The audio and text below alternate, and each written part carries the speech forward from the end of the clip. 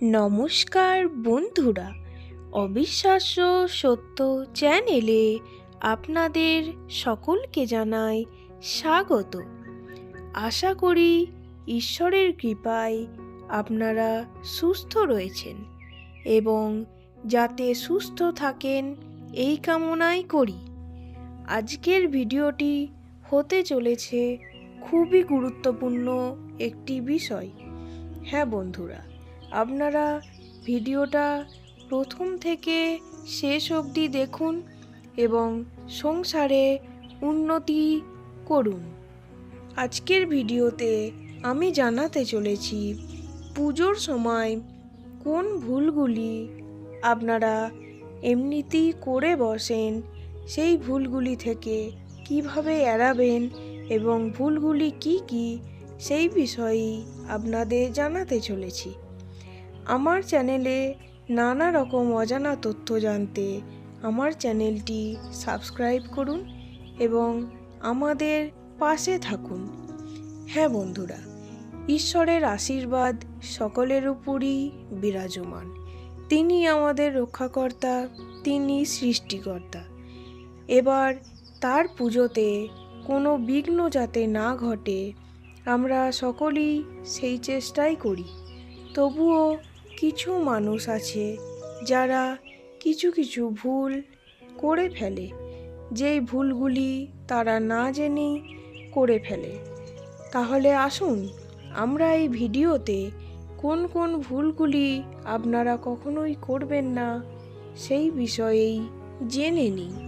হ্যাঁ বন্ধুরা, আমি প্রথমেই বলতে চলেছি পূজার সামগ্রী মাটিতে ফেলে রাখবেন না।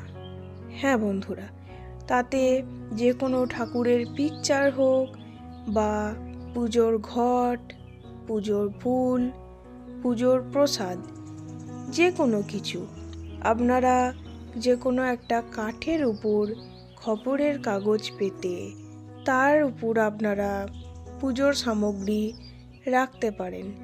অন্যথায় আপনাদের সংসারে অমঙ্গল দেখা দেবে।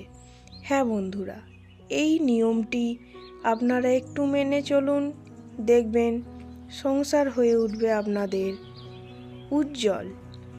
এবার আসি আমি আমার দ্বিতীয় যেই ভুলগুলি করবেন না তারই মধ্যে একটি কথাই।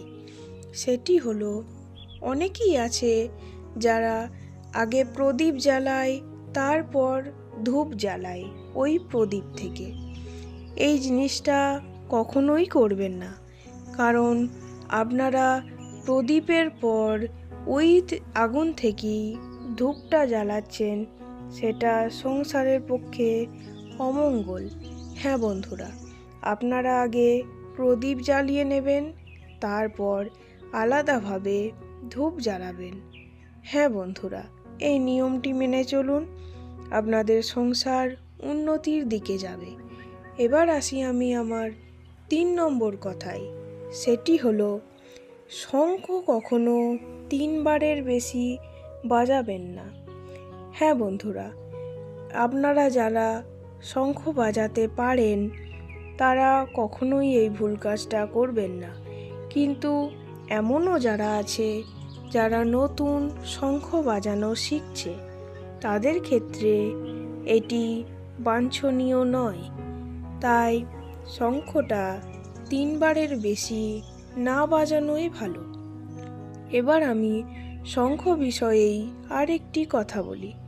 শঙ্খ কখনো মাটিতে রাখবেন না, কোনো কিছুর উপরে রাখবেন, কারণ এতে শঙ্খ ভালোভাবে বাজে না এবং এটা ঠাকুরের পুজোর জিনিস, তাই নিচে রাখাও ঠিক নয়।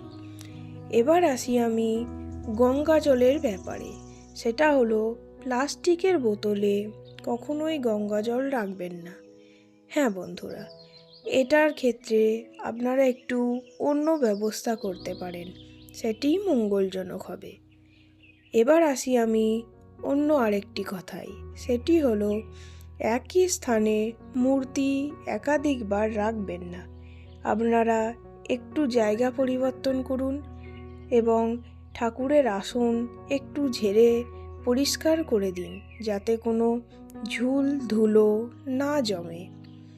এবার আসি আমি আরেকটি কথায়, সেটি হলো খোলা চুলে কখনোই পুজোয় বসবেন না বা সন্ধ্যা দিবেন না।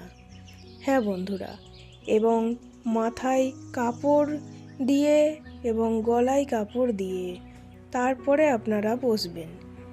হ্যাঁ, এতে আপনাদের সংসারে মঙ্গল হবেই। এবার আসি আমি অন্য আরেকটি কথায়, সেটি হলো মাটিতে বসে কখনোই পুজো করবেন না। আপনারা আসনে বসে পুজো করুন, সেটাই হবে মঙ্গলজনক। হ্যাঁ বন্ধুরা, এই নিয়মগুলি যদি আপনারা মেনে চলতে পারেন, আপনাদের সংসার হবে উন্নতির দিকে। এবং এরকম নানা অজানা তথ্য জানতে আমার চ্যানেলটি সাবস্ক্রাইব করুন এবং আমাদের সঙ্গে জুড়ে থাকুন। হ্যাঁ, ধন্যবাদ।